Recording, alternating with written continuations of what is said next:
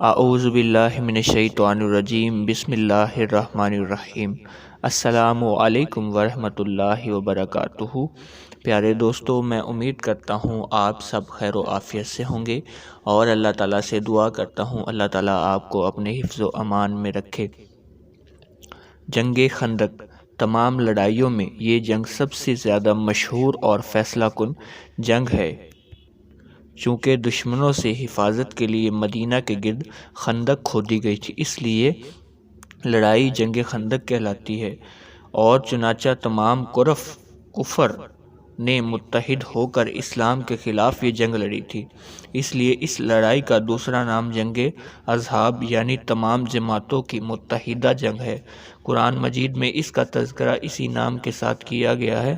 قبیلہ بنو نصیر کے یہودی جب مدینہ سے نکال دیے گئے تو ان میں سے یہودیوں کے چند رؤسا خیبر میں جا کر آباد ہو گئے، اور خیبر کے یہودیوں نے ان لوگوں کا اعتزام و اکرام کیا۔ اسلام بن مکشم بن ابی حقیق بن طالب وکانہ بن ربی کا اپنا سردار مان لیا۔ چنانچہ لوگ مسلمان کے خلاف ان کے دلوں میں انتقام کی آگ اور سینوں میں دہک رہی تھی، اس لیے ان لوگوں نے مدینہ میں ایک زبردست حملے کی اسکیم بنائی۔ چنانچہ یہ تینوں اس مقصد کے پیش نظر مکہ گئے اور کفار قریش سے مل کر کہا کہ اگر تم ہمارا ساتھ دو تو ہم لوگ مسلمانوں کو صفائے ہستی سے نیست و نابود کر سکتے ہیں۔ کفار قریش نے اس کے بھوکے ہی تھے۔ فوراً ان لوگوں نے یہودیوں کی ہاں میں ہاں ملا دی۔ کفار قریش نے ساز باز کرنے کے بعد تینوں یہودی قبیلے بنو غطفان کا ایک رخ کیا اور خیبر کی آدھی آمدنی دینے کا لالچ دے کر ان لوگوں کو بھی مسلمان کے خلاف جنگ کے لیے آمادہ کر لیا۔ پھر بنو طعام نے اپنے حلیف بنو اسد کو بھی جنگ کے لیے تیار کیا۔ ادھر یہودیوں نے اپنے حلیف قبیلہ بنو اسد کو بھی اپنے ساتھ ہمراہ کر لیا، اور کفار قریش نے اپنی رشتہ دار کے بنا پر قبیلہ بنو سلیم کو بھی اپنے ساتھ ملا لیا۔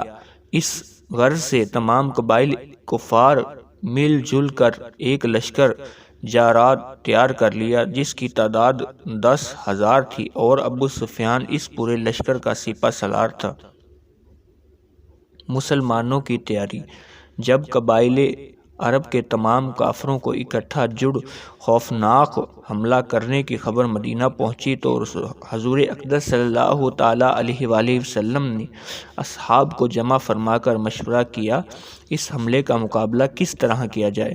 حضرت سلمان فارسی رضی اللہ تعالیٰ عنہ نے یہ رائے دی کہ جنگ احد کی طرح شہر سے باہر نکل کر اتنی بڑی فوج کو میدان میں روکنا صفا بہت مشکل ہے، لہٰذا مناسب یہ ہے کہ شہر کے اندر ان کا دفاع کیا جائے، اور شہر کے گرد جس طرح کفار کی چڑھائی کا خطرہ ہے اس طرف خندق کھود دی جائے تاکہ کفار کی پوری فوج بیک وقت حملہ آور نہ ہو۔ مدینہ کی تین طرف چنانچہ مقامات کی تنگ گلیاں اور کھجور کے جھنڈ تھے، اس لیے تینوں جانب سے حملہ آور کا امکان کم تھا۔ مدینہ کا صرف ایک رخ کھلا تھا، اس لیے طے کیا گیا کہ اسی طرف 5 گہری گز خندق کھودی جائے۔ چنانچہ رسول اللہ صلی اللہ علیہ وسلم 3,000 صحابیوں کو لے کر خندق کھودنے کے لیے مصروف ہو گئے۔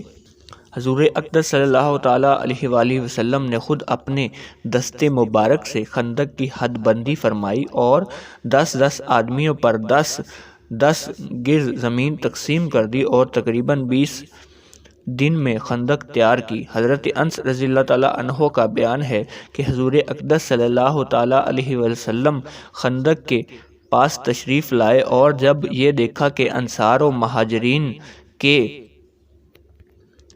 کڑکڑاتے ہوئے جاڑے کے موسم میں بھی صبح کے وقت کئی فاقوں کے باوجود جوش و خروش کے ساتھ خندق کھودنے میں مشغول ہیں، انتہائی متاثر ہو کر آپ نے یہ جزا پڑھی اے اللہ عز و جل، بلا شبہ زندگی میں تو بس آخرت کی زندگی ہے، لہٰذا تو انصار و مہاجرین کو بخش دے۔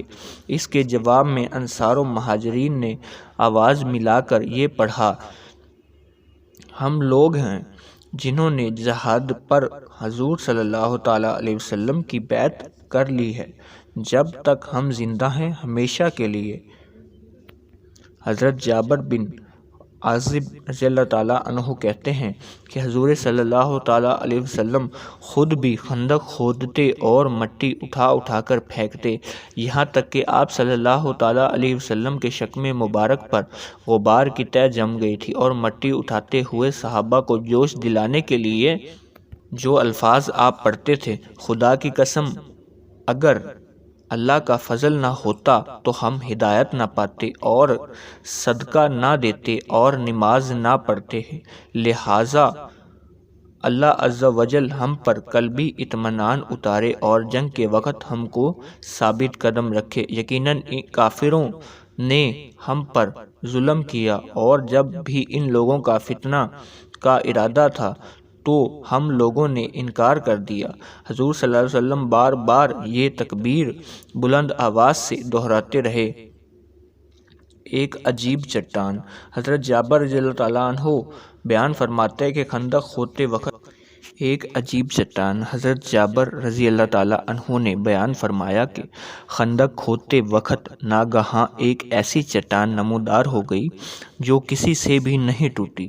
جب ہم نے بارگاہ رسالت میں یہ ماجرا عرض کیا تو آپ صلی اللہ تعالیٰ علیہ وسلم اکٹھے 3 دن کا فاقہ تھا اور شکم مبارک پر پتھر باندھا ہوا تھا۔ آپ نے اپنے دست مبارک سے پھاوڑا مارا تو وہ چٹان ریت کی بھر ٹیلے کی طرح بکھر گئی، اور ایک روایت یہ ہے کہ آپ صلی اللہ تعالیٰ علیہ وسلم اس چٹان پر 3 مرتبہ پھاوڑا مارا، ہر ضرب پر اس میں سے ایک روشنی نکلی، اور اس روشنی میں آپ صلی اللہ علیہ وسلم نے شام و ایران اور یمن کے شہر کو دیکھ لیا، اور تینوں ملکوں کو فتح ہونے کی صحابہ رضی اللہ تعالیٰ عنہ کو بشارت دی۔ اور انسانی روایات میں یہ ہے کہ آپ صلی اللہ علیہ وسلم نے مدائن کسری و مدائن کثیر، مدائن جشبہ کی فتوحات کا بھی اعلان فرمایا۔ حضرت جابر رضی اللہ تعالیٰ عنہ کی دعوت۔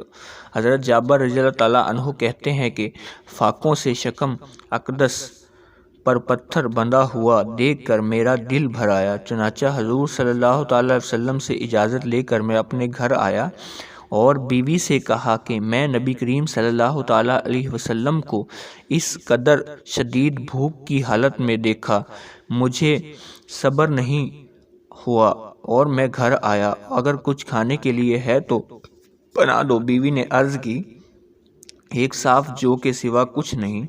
میں نے کہا، جلد تم اس کو پیس کر گوندھ لو اور اپنے گھر کا پیلا ہوا ایک بکری کا بچہ ذبح کر کے اس کی بوٹیاں بنا دیں، اور بیوی سے کہا، جلد اس کی گوشت کی روٹیاں تیار کر لو، حضور اقدس صلی اللہ تعالی وسلم کو بلا کر لاتا ہوں۔ چلتے چلتے وقت بیوی نے کہا کہ دیکھنا، صرف حضور صلی اللہ تعالی علیہ وسلم اور چند اصحاب کو ساتھ لے کر کھانے کے لیے آنا، کہیں مجھے رسوا مت کر دینا۔ حضرت جابر رضی اللہ تعالیٰ عنہ نے چند خندق میں جا کر چپکے سے عرض کی، یا رسول اللہ صلی اللہ علیہ وسلم، ایک صافہ آٹے کی روٹی اور ایک بکری کا بچہ کا گوشت میں نے گھر میں تیار کیا ہے، لہٰذا آپ صلی اللہ علیہ وسلم چند اشخاص کے ساتھ چل کر تنازل فرما لیں۔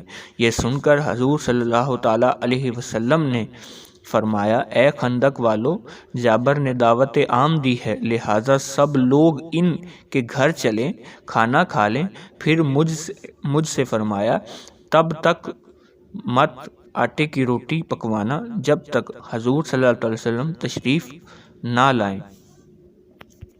آپ صلی اللہ تعالیٰ علیہ وسلم تشریف لائے، اپنا لہاب دہن ڈال کر برکت کی دعا فرمائی اور گوشت کی ہانڈی میں اپنا لعاب دہن ڈال دیا اور پھر روٹی پکانے کا حکم دیا اور فرمایا کہ ہانڈی چولہے پر سے نہ اتاری جائے۔ پھر روٹی پکنا شروع ہوئی تو ہانڈی میں حضرت جابر رضی اللہ تعالیٰ عنہ کی بیوی نے گوشت نکال کر دینا شروع کیا۔ 1000 آدمیوں نے آسودہ ہو کر پیٹ بھر کر کھانا کھایا اور آٹا بھی اتنا ہی باقی رہ گیا جتنا کہ پکایا تھا اور گوشت بھی اتنا ہی باقی رہ گیا جتنا کہ پکانے کے لیے رکھا گیا تھا۔ بابرکت کھجور۔ اس طرح ایک لڑکی نے اپنے ہاتھ میں کچھ کھجوریں لے کر آئی۔ حضور صلی اللہ تعالیٰ علیہ وسلم نے پوچھا کیا ہے؟ لڑکی نے جواب دیا کچھ کھجوریں ہیں جو میری ماں نے میرے باپ کے لیے ناشتے میں بھیجی ہیں۔ آپ صلی اللہ علیہ وسلم نے ان کھجوروں کو اپنے دستے مبارک میں لے کر ایک کپڑے میں بکھیر دیا اور تمام اہل خندق کو بلا کر فرمایا کہ خوب سحر ہو کر کھاؤ۔ چنانچہ تمام خندق والوں نے شکم سیر ہو کر ان کھجوروں کو کھایا۔ یہ دونوں واقعات سرکار کائنات صلی اللہ علیہ وسلم کے معجزات میں سے ہے۔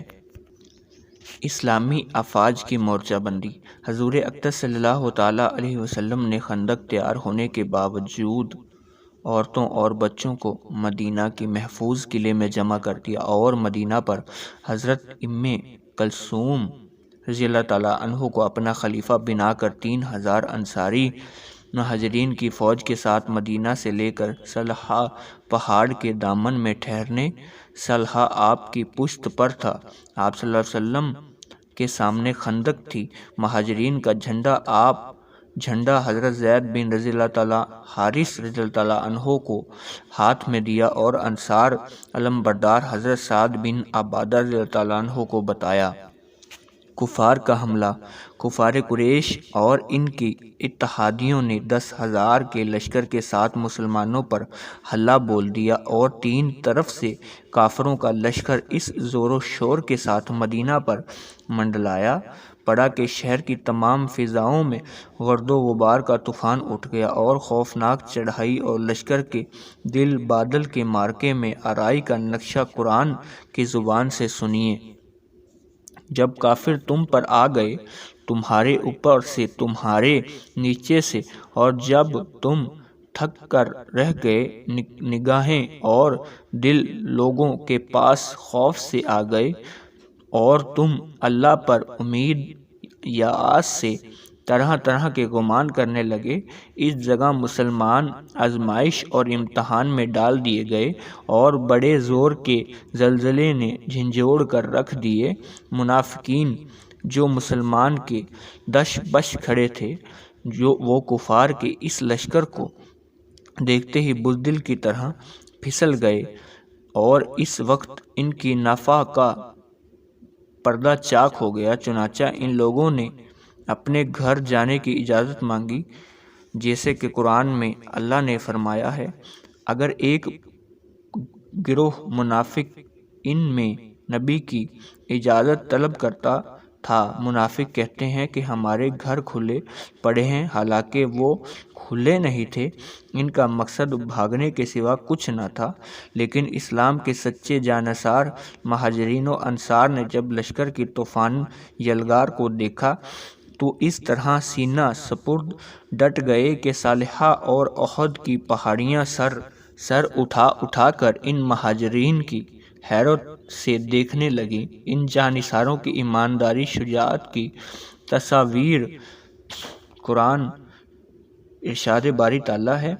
اور جب مسلمان نے قبائل کفار کے لشکروں کو دیکھا اور بول اٹھے کہ یہ تو وہی منظر ہے جس کا اللہ اور اس کے رسول نے ہم سے وعدہ کیا تھا، اور خدا اور اس کا رسول دونوں سچے ہیں، اور اس نے ان کے ایمان و اطاعت اور زیادہ بڑھا دیا۔